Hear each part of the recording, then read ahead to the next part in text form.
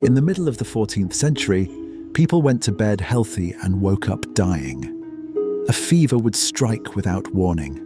Within days, sometimes hours, entire families were gone. Church bells rang so often that cities stopped counting the dead. Graveyards overflowed, streets fell silent, and across Europe, a single terrifying question echoed everywhere. Was this the end of the world?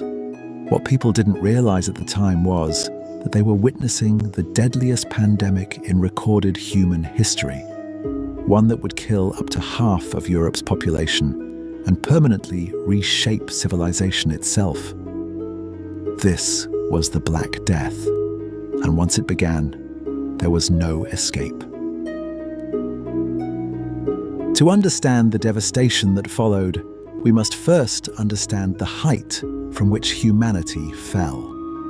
The early 14th century was not a time of darkness and stagnation, as often portrayed. It was the apex of the High Middle Ages, a period of remarkable stability, population explosion, and interconnectedness that Europe had not seen since the Roman Empire.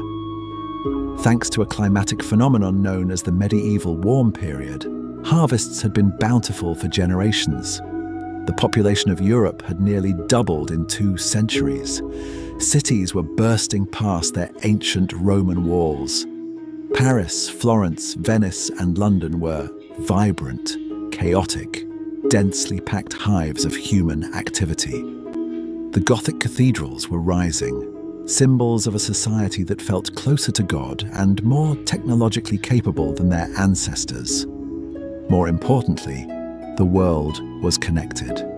The medieval World Wide Web moved spices, gold, ideas, and technology across continents with unprecedented speed. It was a glorious, bustling, optimistic world. But this interconnectedness was a double-edged sword. The same caravans and ships that brought wealth were about to deliver the greatest catastrophe in human history. The infrastructure for global disaster was perfectly laid out.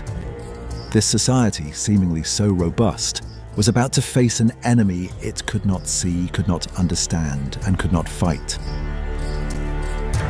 The origin of the apocalypse lay thousands of miles from the stone streets of Paris, in the vast, windswept steppes of Central Asia, likely in the region of modern-day Kyrgyzstan or northern China.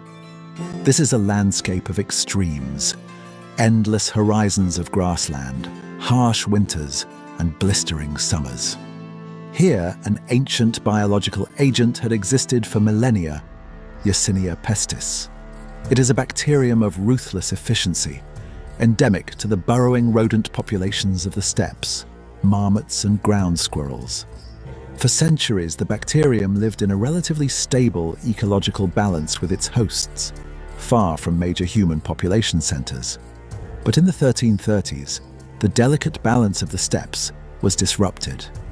Climate historians point to a period of ecological stress, perhaps a severe drought followed by heavy rains, that devastated the rodent population's food sources. Driven by hunger, the infected rodents migrated closer to human settlements, bringing their fleas with them. The leap from animal to human occurred in the trading outposts along the Silk Road. By the early 1340s, terrifying fragmented reports began reaching Mediterranean ports. Merchants spoke of entire civilizations in the east vanishing, of reigns of fire and pestilence that left India, Tartary, and Mesopotamia depopulated. The Europeans listened to these tales with a mix of horror and detachment, viewing them as distant tragedies in exotic lands, perhaps divine retribution for foreign beliefs. They had no concept of germ theory. They didn't realize that the spices peppering their food were traveling the same road as their eventual executioner. The first major European port to fall was Messina in Sicily. When the Genoese galleys arrived, the dockworkers who rowed out to meet them were greeted by a scene from hell. Contemporary chroniclers record that most sailors were dead, their bodies rotting on deck. The few survivors were delirious, racked with pain, covered in black boils, dripping blood, and the port authorities of Messina realized too late the nature of the cargo. They ordered the ships expelled, but the true agents of transmission, the black rats you bring medieval ships and the fleas on their backs, had already used the mooring ropes to the docks. Messina was the test case for Europe, and it failed miserably. The speed of the infection was paralyzing. The close-quartered living conditions of a medieval port city acted as an accelerant. Within weeks, the social fabric of Messina disintegrated. People fled the city for the countryside, only spreading the contagion further across the island. By early 1348, the great maritime republics were crumbling. Genoa, the home port of the ships from Caffa, was devastated. As the plague moved away from the coasts, following river barges along the Rhone and carts along Roman roads, it encountered the dense heart of medieval Europe. When the plague hit a major metropolis, it didn't just kill people, it killed the city itself as a functioning organism. We must understand the terror of facing this without modern science. The best minds of the 14th century, the doctors of the University of Paris, were baffled. Their framework was not germ theory, but they believed the air itself had been corrupted, perhaps by a specific planetary alignment of Saturn, Jupiter, and Mars in 1345 that released noxious vapors from the Earth. Doctors advised people not to bathe, as it opened the pores to corrupted air. They burned aromatic woods like juniper and rosemary in street corners to combat the smell of death.